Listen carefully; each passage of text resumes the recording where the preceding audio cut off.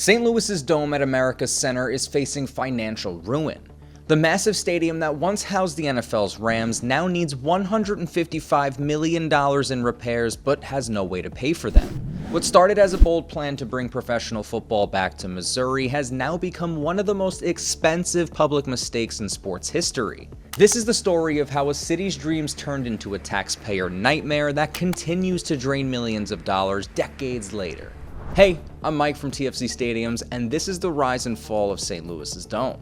It all began when St. Louis lost its NFL team as the Cardinals packed up and moved to Arizona in 1988. The Cardinals' NFL team shared Busch Memorial Stadium with the Cardinals' MLB team, but owner Bill Bidwell wanted his own football-only facility with full control over revenue and operations. Plus, the stadium only fit 54,000 people, which is barely above the NFL's minimum, while Phoenix's Sun Devil Stadium offered 73,000 seats and luxury suites worth millions in extra revenue. City officials knew they had to act fast if they ever wanted professional football to return back to St. Louis. The solution seemed simple: build a brand new stadium so impressive that any NFL team would want to call it home. A massive dome was envisioned with much greater seating capacity. It would also feature luxury suites and all the modern amenities the teams demanded.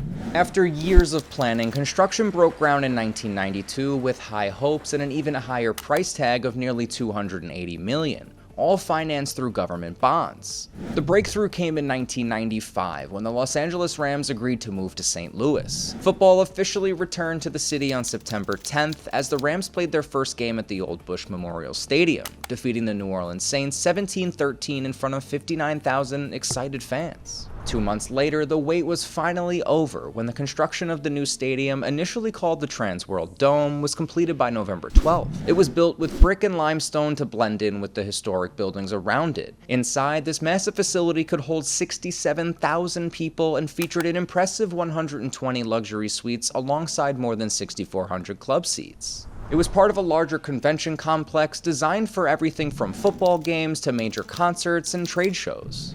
The Rams celebrated the grand opening with a 28-17 win over the Carolina Panthers in front of 65,000 fans. The venue also proved its worth well beyond football. Major bands like U2 and the Rolling Stones filled it with music in 1997. Pope John Paul II also set a record with over 100,000 worshippers for a mass he held there 2 years later, which was the largest indoor gathering in American history. Then, in 2002, the stadium became known as the Edward Jones Dome when the insurance company bought the naming rights. During these golden years, everyone seemed willing to pay the price. The dome cost taxpayers $24 million every year, with money also flowing in from the state, county, and city to cover maintenance and construction debt. But beneath this apparent success, warning signs were appearing. The stadium was very expensive to maintain, and those annual payments from government sources would eventually end. In 2014, the Regional Sports Authority discovered they had $16 million in savings but unsustainable maintenance costs. They had approved $7 million for the next year and projected needing $5 to $9 million every year after just for basic upkeep. Meanwhile, the Rams were growing increasingly unhappy with their lease terms and the condition of their home stadium.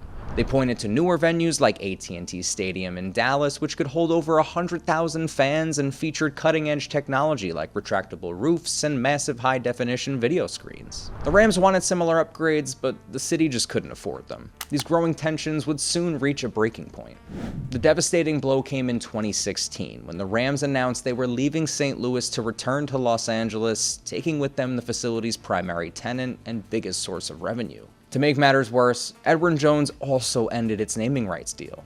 The venue has since been known as the Dome at America's Center. With its main tenant gone, Missouri taxpayers were stuck with the bills for years to come. They remained on the hook for $12 million annually while still owing about $35 million in bond payments that would take until 2021 to finish. The Dome at America's Center continued to host events, including St. Louis Battlehawks XFL games, which set a league record attendance of 38,000 fans in 2023. Metallica also performed there for their M72 World Tour that same year. Yet, even with major acts performing, the venue lost over $11 million in 2023, bringing in zero operating revenue while facing massive operating costs. The three levels of government were down to providing just $4 million, which is a fraction of the $24 million they used to send before the construction bonds were paid off. Then the following year, even this last bit of support stopped. To make matters worse, the 2025 state audit revealed the facility needs $155 million in repairs over the next decade just to remain operational.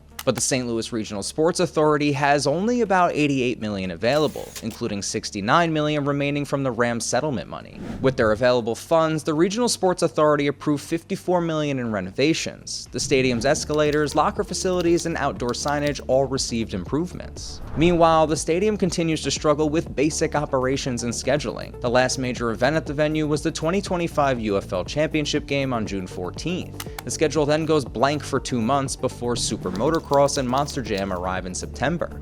With a sparse schedule, the Dome had become a costly monument to the risks of chasing professional sports with taxpayer money.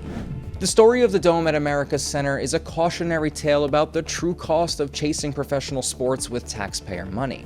Even when everything seemed to work, attracting a team, hosting major events, and generating economic impact, the long-term financial reality proved to be devastating. The Regional Sports Authority approved $54 million in renovations, but they still need a way to fund the remaining $100 million in repairs.